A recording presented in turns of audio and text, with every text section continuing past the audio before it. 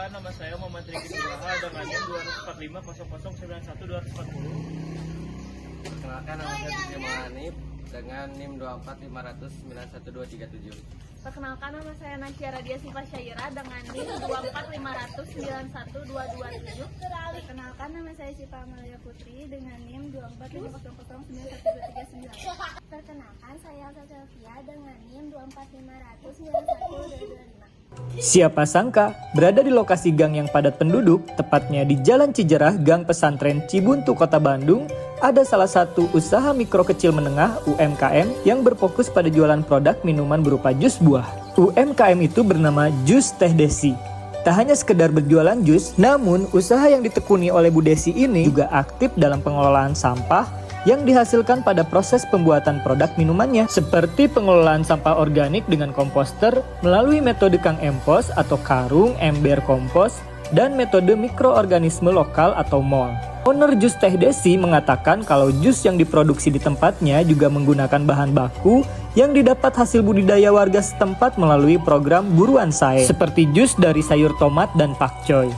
Usaha yang ditekuni oleh Teh Desi ini sudah berjalan sejak tahun 2011.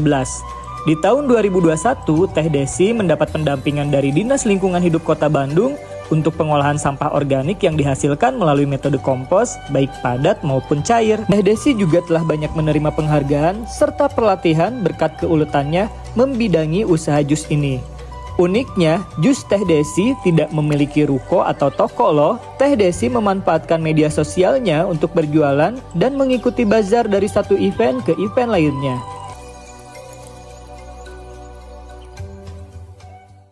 Assalamualaikum warahmatullahi wabarakatuh.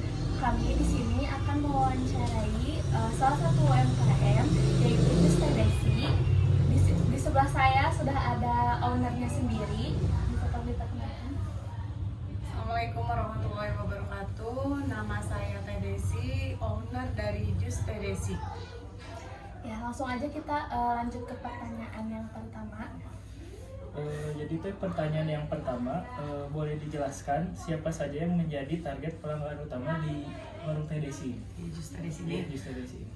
Target Teh Desi itu sebenarnya kalau di usia, seluruh usia targetnya.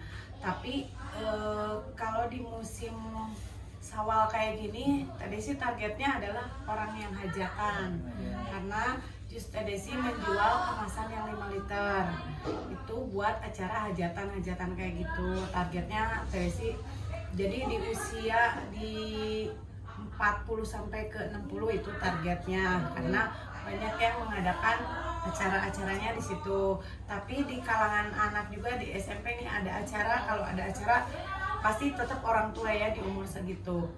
Terus di kalangan paling targetnya dinas-dinas kayak gitu, itu menjadi target utama untuk ada acara di dinas kita masuk di acara bazar atau apa.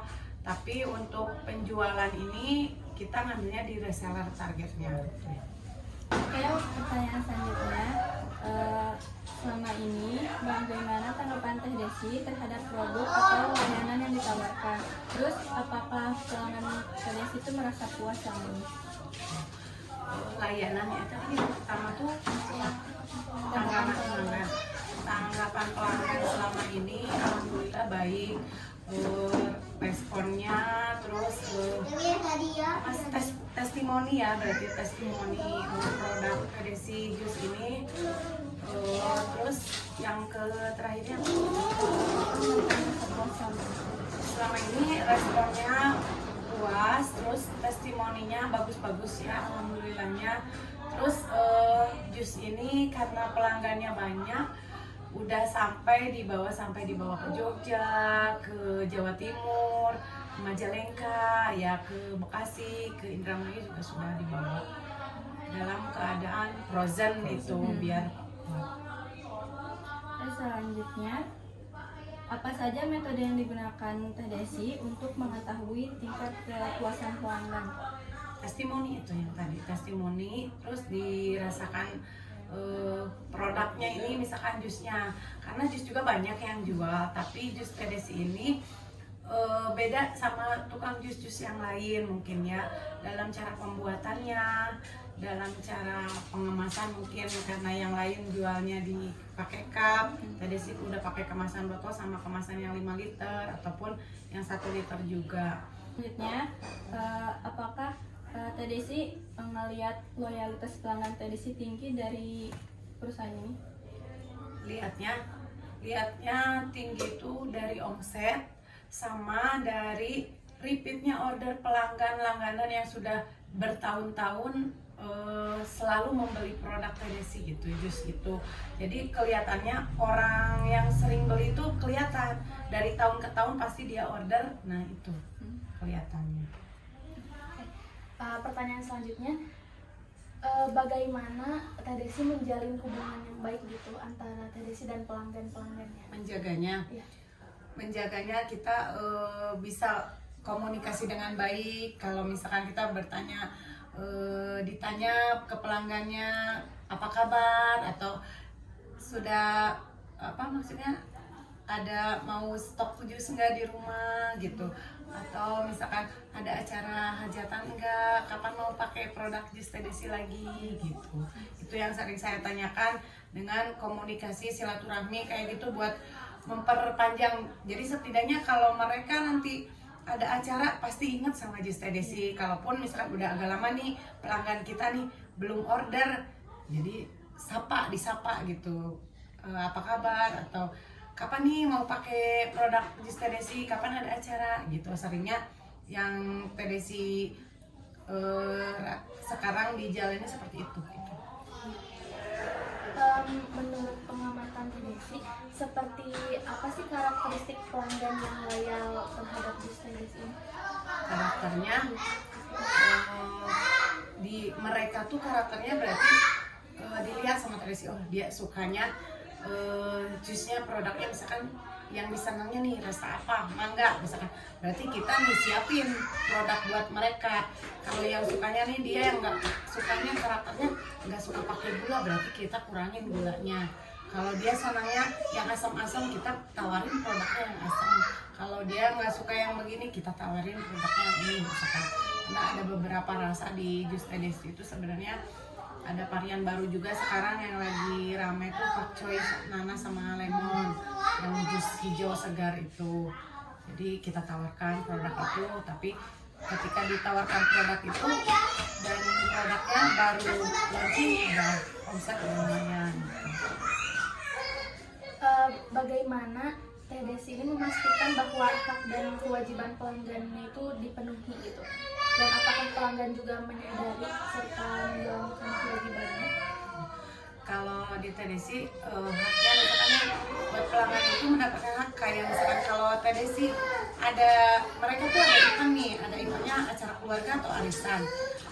Mereka misalkan kan beli, kalau dia nggak punya fasilitas buat tempat-tempatnya kita sediain gitu, difasilitasi kayak dispenser ataupun es batu nggak ada, ya berarti kita kasih buat mereka bahagia gitu ya, buat udah bu nanti difasilitasi sama saya dispenser ataupun dikasih gelasnya ataupun di es batu, oh berarti kan mereka jadinya bahagia ya, oh iya bu kalau kayak gitu misalkan saya pesan, nah itu buat dijaga. Jadi kalau dia nggak punya pokoknya difasilitasi aja sama Teh Desinya, kalau nggak difasilitasinya di delivery gratis, delivery ataupun yang jauh, kalau terlalu jauh ya kami pakai gojek. Oh iya Teh, selanjutnya siapa aja yang Teteh anggap tuh sebagai pesaing utama di usaha yang Teteh jalanin saat ini? Pesaing utama mungkin kalau di jus pesaing utama tuh ya brand-brand yang udah ternama di atas Teh Desi mungkin jus itu, tapi kelebihan dari jus Teh Desi ini jadi pesaing utama sama pesaing utama juga, Teh Desi tetap bisa tetap meskipun harga jus Teh Desi lebih dari harga mereka, tapi tetap bisa bersaing karena jus yang Teh Desi bikin dari buah asli dan gula asli, jadi fresh gitu, jadi nggak pakai pengawet. Terus menurut pandangan Teteh, dalam struktur pasar atau kondisi pasar pada saat ini?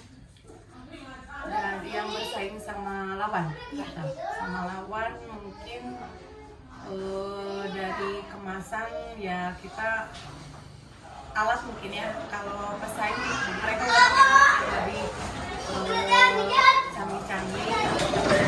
Tapi kalau dari jus sendiri masih pakai alat blender biasa, blender yang jus gitu ya. Tapi selama ini jus TDC masih bisa menembus di 20 kempan ya. Kalau ini masih bisa produksi 40 kempan pun masih bisa sendiri pakai blender gitu.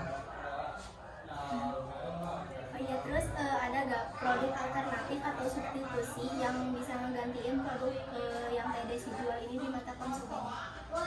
Yang menggantikan, tapi selama ini alhamdulillah belum ada yang menggantikan, meskipun ada orang yang sering bikin sendiri ataupun misalkan beli produk lain tapi tetap nantinya nggak bergantikan karena rasa jusnya akan berbeda, kesegarannya beda. Itu aja, meskipun yang dari jus yang lain nih ada yang bikin tapi pas dirasa dites rasanya tetap yang jusnya yang TDC beda rasanya, yang ini kayak gini, ini mungkin itu aja. Jadi tetap mengutamakan kualitas sama ya, pelayanan ya. Pelayanan. Ini teh untuk selanjutnya, apa saja tindakan yang pernah dilakukan pesaing yang berdampak langsung terhadap posisi yang Teteh jalani sekarang? Pesaing jual, ada yang jual harga lebih murah, tapi TDC nggak pernah misalkan membanting lagi harga. Ya udah segitu-segitu aja, karena TDC udah HPP buat penjualan sudah segini dari dulu nggak pernah naik. Kalau itu pesaing bisa menjual dari harga TDC di bawah TDC silahkan, tapi rasa tetap kita yang dapat.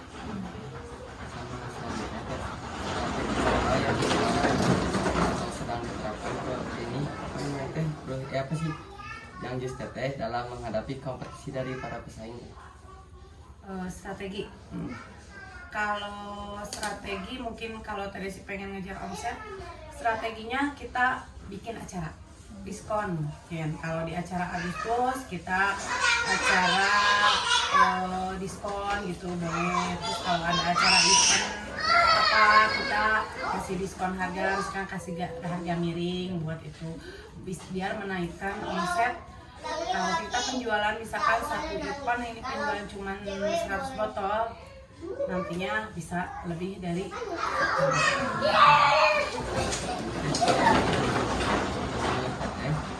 ini siapa yang memiliki pesaing teteh? Pengaruhnya teh apa?